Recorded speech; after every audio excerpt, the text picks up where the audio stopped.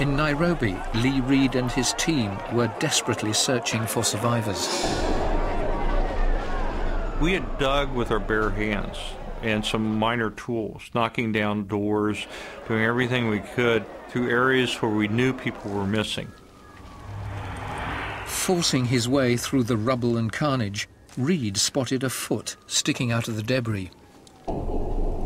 So we thought, well, this is either a body part or somebody that's dead, but you don't assume that. You have to dig them out because they could still be alive. And we dug and dug and dug, and we got down to his body, and he was missing part of his hand, and then you could see his skull was injured, and you could actually see his brain, part of his brain there. And so we thought he was dead. They thought I was dead. It's only that somebody touched me, and I was still hot, and they decided to take me to the hospital.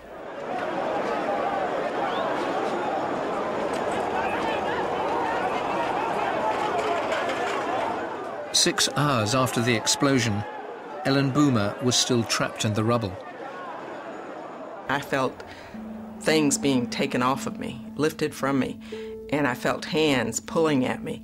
And then somebody pulled this arm, and I remember I screamed, and then they put me on this stretcher.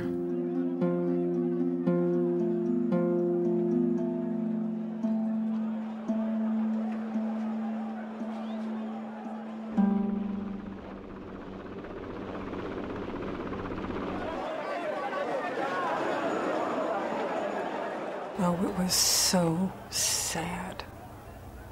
It was the saddest event I have ever experienced, to look into the faces of people who lost their family, lost their livelihood, lost limbs, lost their soul, simply because they were close to an American government facility. And I was the face of the American government.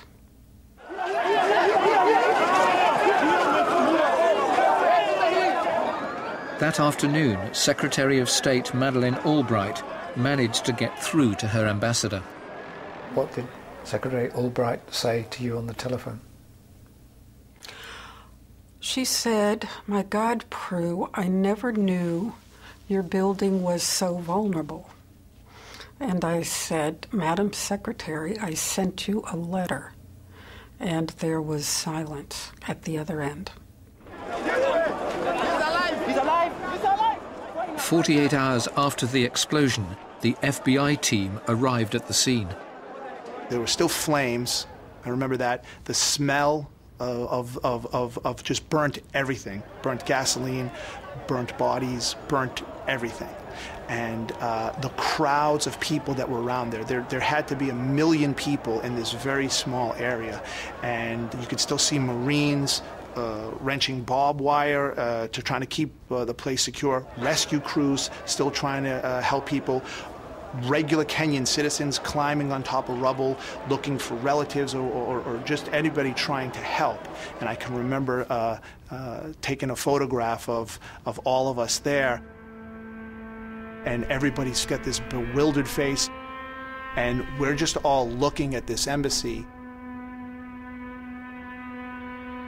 The look on the faces of the agents when they're looking at the rubble that was there and the job and the task that was ahead of us is just incredible. We had quite a mission to accomplish, being 9,000 miles away from home, without a lot of the capabilities that the FBI has as its disposal in the United States. In a makeshift office in Nairobi, FBI agent Debbie Doran was soon sifting calls from members of the public. Okay. One caller told her a suspicious stranger had checked into a local hotel. What did he say about this person? He said this person had been injured in the bombing. He had been there in the neighborhood prior to the bombing. He'd come back to the neighborhood after the bombing injured. He didn't have any money. He didn't have any identity documents. He had nothing. And was refusing help. So these people thought it was odd. Okay. Did we know we had somebody that was involved with the bombing? No, but we knew that we had to find out who this individual was and find out where he was at the time of the bombing and what he was involved in. The caller said the stranger was staying in a suburb called Eastleigh. Pat DeMuro called in Steve Gordon. And we're told, here's your lead, and it comes to you on a handwritten piece of paper. We want you to go to Eastleigh, Nairobi. It's about a half-hour drive outside of the city center. And we want you to find a man who just doesn't fit in. I said, that's my lead, Pat? I said, that's what this terrorism investigation is all about, somebody who doesn't fit in. He's like, if you don't like that lead, Steve, I've got 100 others, but this one I want you to do.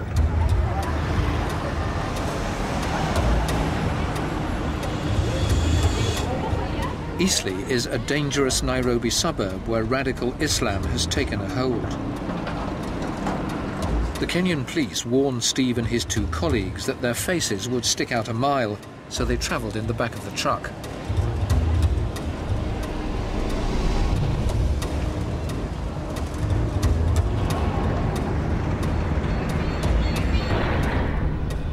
They found the stranger they were looking for in his room at a hotel.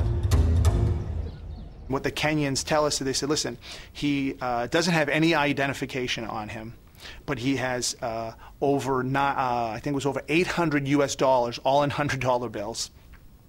And he had a casualty record card, and what it said, it was basically showed that this person was treated at the MP Shah Hospital in Nairobi, and there was a stamp on it, August 7th. The man was arrested and put in the back of the truck with Gordon. Now, I could tell the person was very nervous, didn't know, might not have known what was going on. And I can remember putting my my hand on his knee going, don't worry, we're going to get to the bottom, everything's going to be okay. And he could understand me. He's like, okay, okay. And I had some butterscotch candies in my pocket for myself. And I was like, here you go, would you like some candy? And he ate it. And then we got back to the office to start the questioning. Nairobi's hospitals were struggling to treat thousands of survivors. Ambassador Bushnell went to visit the injured. I remember her holding my hand and telling me that they were going to take care of me and they would make sure that everything was okay and that I was going to be okay, and that I think she was crying. And, I'm thinking to myself, while she's telling me this, I'm thinking to myself, I wonder if I'm really bad. If she's crying, I wonder if I'm really, really bad, because I didn't feel that bad. I was not ashamed of weeping. I did learn, however, what I call leadership weeping. A leader is allowed to have tears come down. A leader cannot burst into tears and howl. So the fact that I wept, good heavens, I can't tell you how many tears I shed, but I only howled at home. And in the shower, I would wake up every morning, took a shower, and would force myself to cry so that I could get through another day without breaking down. Under questioning, the suspect told Gordon his name was Saleh. On the day of the bombing, he said he'd been to a bank near the embassy and was injured in the explosion.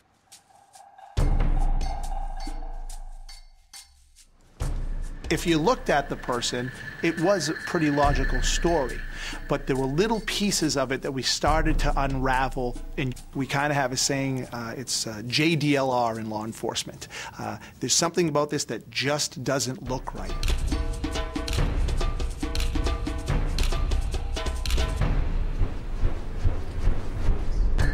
Gordon started to scrutinize the suspect's story. Saleh claimed he was wearing the same clothes as on the day of the bombing. But Gordon thought they looked brand new. He was having none of it. You end up in an emergency room that is so overwhelmed, and you don't get any blood on you, even though you have stitches here, on your forehead, on your back. I said, but I'm going to give you the logical out that you have the magic solution in your hotel room